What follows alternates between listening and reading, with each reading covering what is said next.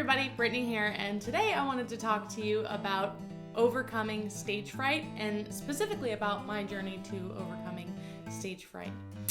Now, as a lot of you know, I'm a musician, and most people kind of assume that musicians and actors and people who perform are just like born charismatic and really good at communicating, and that they couldn't possibly suffer from stage fright. But a lot of people, including myself, have to overcome really debilitating stage fright to become performers. Now, like a lot of things, performing is something that you get good at with practice. So for me, I had to overcome a lot of stage fright in order to actually become a decent performer. So I wanted to share with you a little bit about my journey through that and overcoming my stage fright, and some tips that I think might help you if you're struggling with stage fright. So whether you are an actor, a musician, or just somebody who has to do a lot of public speaking and you want to overcome your stage fright, hopefully this will give you a little bit of inspiration and maybe help you do that. So let me tell you a little bit about my story. So when I was younger, I not only had just kind of generally really low self-esteem, but also suffered from really debilitating stage fright. If you went back and asked my peers that I went to high school with, I'm sure most of them wouldn't even have been able to tell you that I was a musician, except maybe the people that I was really close to. And it really prevented me from being able to do a lot of the things that you're supposed to do in high school, like start a band and be crappy at music for a couple of years.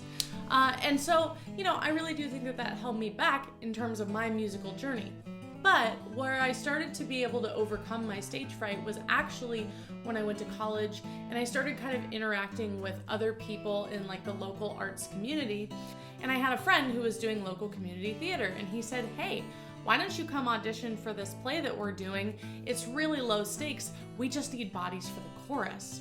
And so I kind of put together a short monologue and barely got my way through the audition. I was so nervous. I can't even remember what my monologue was, but I'm sure it wasn't very good. And I'm sure they didn't even know that I could sing at the time, because I probably I blacked out. It was so nerve-wracking for me, but I got through it. And they graciously asked me to be in this cast because, like I said, they needed bodies. And so for me, doing community theater was one of the ways that I was able to kind of start slowly getting over that stage fright, because it was a relatively low stakes way for me to get some experience being on stage, in a crowd where people weren't looking at me. I wasn't the focus of attention. At the same time that I was doing that, I also started doing local open mics, small coffee house things, and I also started taking voice lessons. These all kind of were happening around the same time, and although I wasn't doing all of them as an attempt to get over my stage fright, they all contributed in small ways towards helping me not be so nervous getting up on stage. And when I say it was debilitating, I mean I would get butterflies in my stomach, my hands would be shaking, I'd be sweating, and just debilitatingly nervous, to the point where I would forget the song I was gonna play. And so a big part of that was just kind of exposure therapy, and very slowly putting myself in those situations where I was having to perform in low stakes environments. And then over time, I got to be where I was feeling more confident. I was able to start performing more regularly. And it's been probably, about 8 years since I started performing live. And now I feel like I'm actually, able to say that I'm a confident musician on stage. And unless I'm playing a big performance somewhere that I haven't played before, I mostly don't have to suffer too much from stage fright. So some tips that I have if you're suffering from stage fright, or if you're just wanting to become more confident in your performances, is to start with just taking lessons. Whether that be on an instrument that you really like, whether that be actual performance lessons, acting lessons, There are usually plenty of coaches in any given area, even online, that you can work with that will help you to improve your presence and your performance. And the one-on-one environment of taking a lesson is generally pretty low stakes. And since you're paying them to listen to you, hopefully whoever you're getting lessons from is going to be kind and courteous, and you won't have to feel the pressure to perform that you would feel maybe if you were performing in front of an audience. An added benefit of taking lessons, obviously, is that they're going to improve whatever it is that you're taking the lesson for. So if you're taking guitar lessons, you're going to become a better guitar player. If you're taking acting lessons, hopefully you'll become a better actor. If you're taking voice lessons like me, it'll help you with breath control, with pitch, with support, and all of those things that are really important for a vocalist. Even if you consider yourself to be an accomplished vocalist, it can help a lot with any performance anxiety that you're suffering from. Now, tip number 2 kind of ties into tip number 1, but it's really just to start small, whatever that looks like for you. Now, for me, starting small meant a lot of different things kind of in tandem. Now, for you, starting small might mean performing in front of your family or in your living room. It might mean doing a live stream because you don't have to physically be in the same room as someone. For me, starting small meant performing open mics and doing community theater. And those both had their advantages. Now, with an open mic, you're performing with a bunch of other people who are really more focused on their performances than on yours, so it's relatively low stakes. And even though a lot of people come to meet other musicians, most of them are not there to judge your performance, and nobody's going to be doing a write-up in the New York Times about your open mic slot. So it's super low stress, you don't have to worry too much about it, and if you mess up, probably nobody is going to comment or even remember the next week. So whether it be joining a local community theater production, taking lessons, performing in your living room, doing a live stream, whatever starting small looks like to you, start with an environment that feels the least stressful and work your way up from there.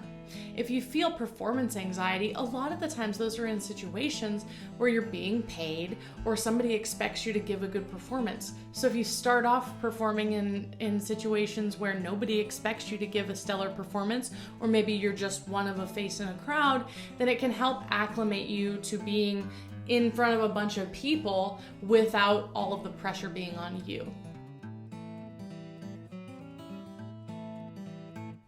Tip number 3 is it's never too late. Now, I didn't start performing, as I mentioned, until my early 20s, when most people start performing in their early teens, and they get a lot of practice being bad when they're still cute enough that people are more forgiving. Yes, it is a little bit scarier to be bad when you're older, but that doesn't mean that you shouldn't start. You just have to pick the right places to be bad. As I mentioned, if you're not going out and trying to sell your services before you're ready, you can absolutely suck at whatever you're doing in a low stakes environment, and probably nobody is going to care. If you go to those open mics, if you go to a live stream that only your mom is watching, whatever you pick to do, start small and start now, because it's never too late to become a better performer. And creativity is something that you're gaining throughout your life and you're learning from throughout your life. And our creative juices don't stop flowing just because we're not marketable young pop stars. Tip number 4 is that most people do not care and probably won't even notice if you mess up.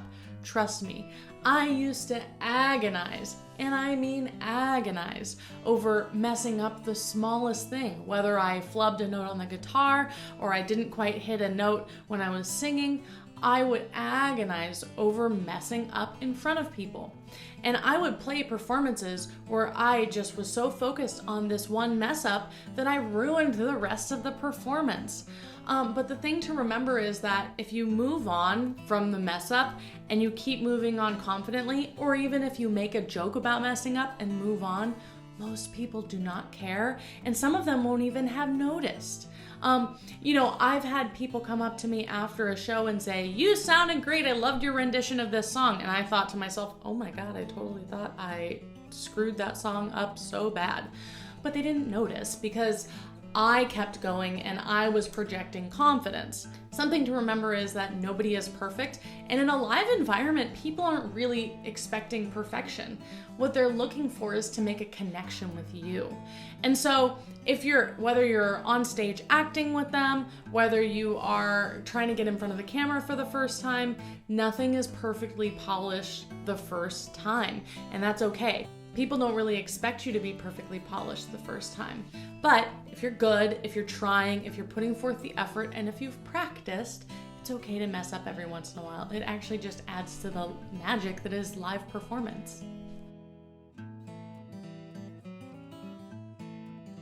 Tip number 5 is to breathe. And I know that sounds obvious, but everybody has different rituals that make them feel more comfortable before a performance. And it's really going to be up to you to figure out what that ritual is. For me, I like to sit with my set list before a set and just kind of look it over, maybe run some scales, make sure that my voice is warmed up, and get a drink of water. And that's pretty simple. It's pretty straightforward, and it helps me to get centered before a performance. Everybody's different. I know people who like to run around a building 5 times. I know people who need to run their lines before a performance. Whatever makes you feel the most comfortable. But the most important thing is just to remember that if you've practiced and if you get yourself enough exposure, you are going to get better. And honestly, even if you give a bad performance, you move on, you do another one, and in the end, people usually don't remember a bad performance.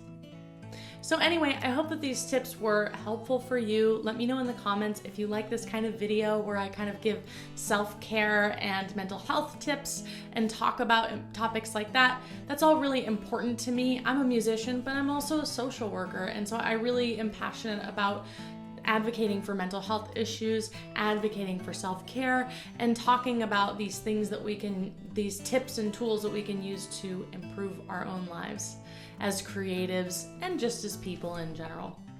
So don't forget to subscribe and of course hit the bell notification so that you can be notified when I put out new videos. I put out music videos on Wednesday, and I'm going to start putting out more of these self-care and self-help and mental health type videos on Fridays. And who knows, as I continue creating on YouTube, I may even develop other videos that I'd like to add into this schedule. But as always, I really appreciate you guys watching.